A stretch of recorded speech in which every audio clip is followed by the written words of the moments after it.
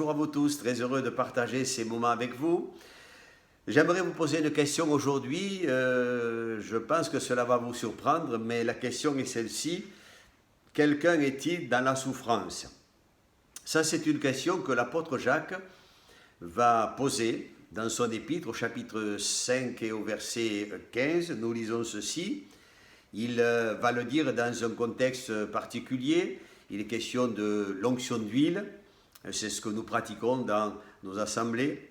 Et l'apôtre dira, si quelqu'un est dans la joie, qu'il chante des cantiques, et si quelqu'un est dans la souffrance, qu'il prie, et ensuite qu'il appelle les anciens de l'Église, qui vont prier pour lui en loignant d'huile au nom du Seigneur Jésus, et il rajoute la prière de la foi, relèvera le malade, et s'il a commis des péchés, il lui sera pardonné.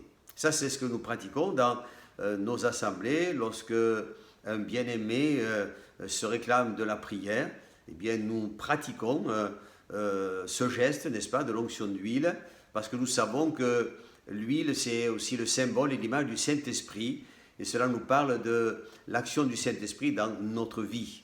Déjà qui peut nous convaincre, n'est-ce pas, au niveau du péché, dans bien des domaines concernant notre vie et nos marches chrétiennes, mais aussi l'œuvre de l'Esprit qui nous apporte la guérison, cette guérison acquise par Jésus sous la croix du Calvaire. Il nous est dit que dans les meurtrissures de Jésus, nous pouvons être guéris et nous sommes guéris, dira l'apôtre Pierre. Alors, je disais, cette question peut-être peut vous surprendre, et vous savez que la souffrance, c'est quelque chose qui est inévitable, c'est un problème, c'est une réalité aujourd'hui dans bien des vies, dans bien des domaines, dans les relations, dans le contexte familial, nous la rencontrons malheureusement trop souvent. Et quand on parle de la souffrance, vous avez un exemple qui nous vient de suite à l'esprit, c'est celui de Job.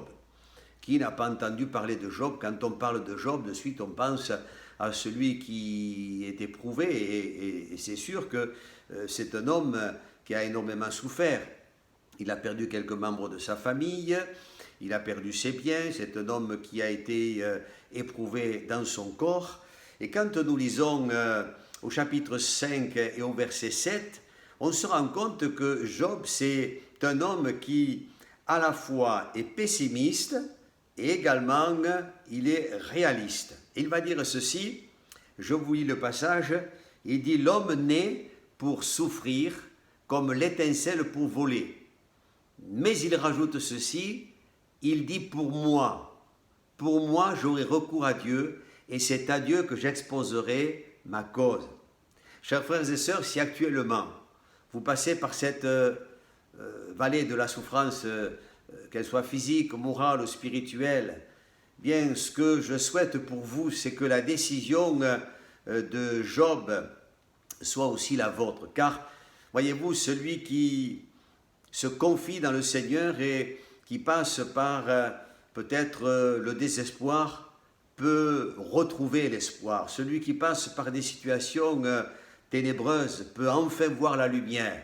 Et celui qui est dans l'angoisse peut connaître aussi la paix du Seigneur. Êtes-vous dans la souffrance aujourd'hui? Eh bien, faites confiance au Seigneur. Que la prière, voyez comme Job finalement, que la prière et la confiance en Dieu soient ces deux armes que Dieu nous a laissées, ces deux armes qui vont nous donner de pouvoir triompher et de supporter, sachant que Christ a triomphé, lui, pour nous, à la croix du Calvaire. Je disais il y a quelques instants, Christ a pris sur lui nos péchés, nos souffrances et nos maladies. Alors on pourrait rajouter ceci dans le texte de Jacques. Il nous est dit, oui, la prière de la foi, eh bien, relèvera le malade. Et s'il a commis des péchés, lui sera pardonné. Vous voyez, je crois que c'est important de mettre en évidence aujourd'hui ce verset de la parole de Dieu, parce qu'on peut se retrouver les uns les autres, ceux qui ont besoin d'être pardonnés, ceux qui passent par la souffrance, chrétiens qui sont éprouvés depuis peut-être pas mal de temps. Quelqu'un a-t-il besoin d'une guérison? Eh bien, en terminant, je dirais ceci, commençons à louer le Seigneur et à le remercier Peut-être cela peut également vous surprendre, mais à le remercier parce que Jésus a vaincu sur la croix. Parce qu'il y a 2000 ans, il a remporté la plus grande, la plus belle des victoires qui soit, chers amis.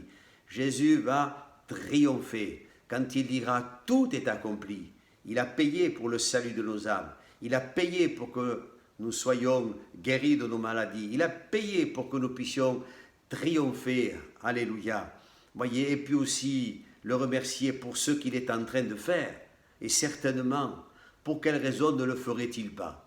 Si tu t'approches du Seigneur, mon frère, ma soeur et toi, mon ami, eh bien tout simplement en reconnaissant ce besoin de sa présence, besoin peut-être d'être visité, d'être renouvelé, fortifié, croyez, Dieu le fera ce matin. Il est bon de le louer, mais il est bon de le prier. Et c'est ce que je vous propose de faire ce matin. Vous voulez bien, nous allons nous recueillir. Fermez nos yeux et prions le Seigneur. Seigneur, nous sommes devant toi et nous voulons te remercier parce qu'encore ce matin, tu nous donnes la possibilité, Seigneur, de nous approcher de toi.